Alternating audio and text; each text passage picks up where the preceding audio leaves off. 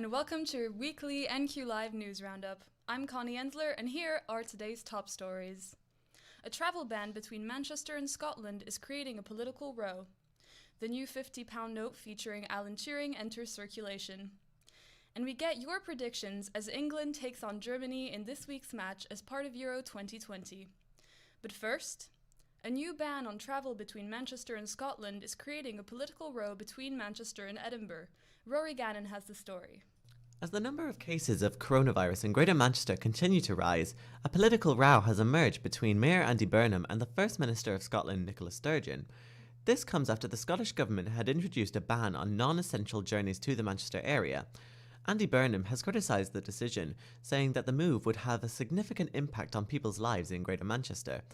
As a result of the travel ban, new planned routes from Manchester to Aberdeen and Edinburgh have been scrapped by EasyJet. Manchester's COVID infection rate is continuing to climb, with the borough now having the fifth highest infection rate in England. The current rate of transmission in Manchester is 377 cases per 100,000. In contrast, only 1 in 600 people in Scotland had the virus, equaling to about 8,800 people. Pupils in our region are facing huge disruption to their learning due to rising COVID-19 cases across Greater Manchester. Here in the studio to discuss more is LewisOxley. So Lewis, what's been going on? Thanks, Connie. So, head teachers and parents in our region are becoming quite concerned about the impact on pupils' learning caused by the rapid rise in COVID cases. On the whole, over 170,000 pupils in England are self-isolating, with a large portion here in the northwest. According to government figures, this has been driven largely by the Delta variant, which was first detected in India. Right, and what are schools saying about this issue? Well, one school in Burnage in South Manchester, which has been shut for 3 days, has expressed its despair at the current situation, saying the rise in the community has affected us greatly. This is something most schools, though, have felt over the past 18 months, with the extensive measures put in place, such as the wearing of face masks indoors. And what are parents saying? They have described really the difficulties of home learning and how for some low-income families it's been fairly far from easy to access teaching remotely. Some parents have claimed that online teaching is a poor substitute for the classroom. And has the government said anything about these claims? Well, a government spokesman said the absence of pupils in school has continued to affect wider community transmission. They added students who have had to self-isolate, and the schools have been able to provide, as a result, provide quality remote learning.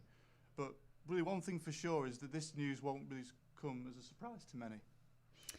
Right, well, thank you very much, Lewis. As the weather gets warmer, Greater Manchester Fire and Rescue Services launched their Water Safety Campaign 2021. Victoria Tila has more. On hot days, it is tempting to jump into cold water, but it might end deadly. Friends and families of people who drowned in open water support Greater Manchester Fire and Rescue Services in this year's water safety campaign. The families share their stories to raise awareness for the dangers of wild swimming. One of them is Leanne Bartley. Her son Mark drowned at the age of 18 after he went into the water in Debday Park. There was a police family liaison officer there, I think, and she just said, "You don't need to do anything, we've got him." And I just said, "What do you mean you've got him?" And they said, We've got his body, we've recovered his body.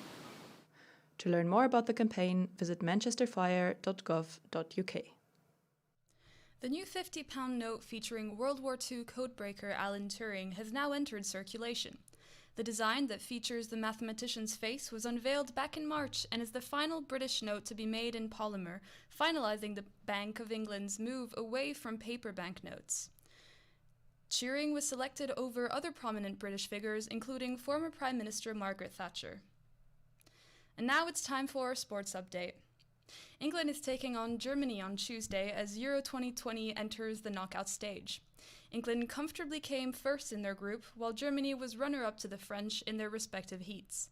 With Tuesday's game looming ever closer, we ask you who you think would come on top at Wembley Stadium. England, because I'm an England fan, that's why. I think it will go to a penalty shootout and England will finally beat the Germans on penalties. I think Germany's going to take it with like a 1-0. The other home nation to make it through to the knockout stage is Wales, who will be taking on Denmark on Saturday in Amsterdam.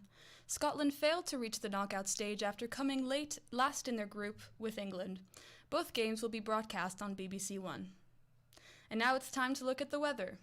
It has been cloudy and dreary in Manchester over the past week, and we will continue to have some unsettled weather over the weekend. Things will settle over next week with sunny spells and highs of 24 degrees.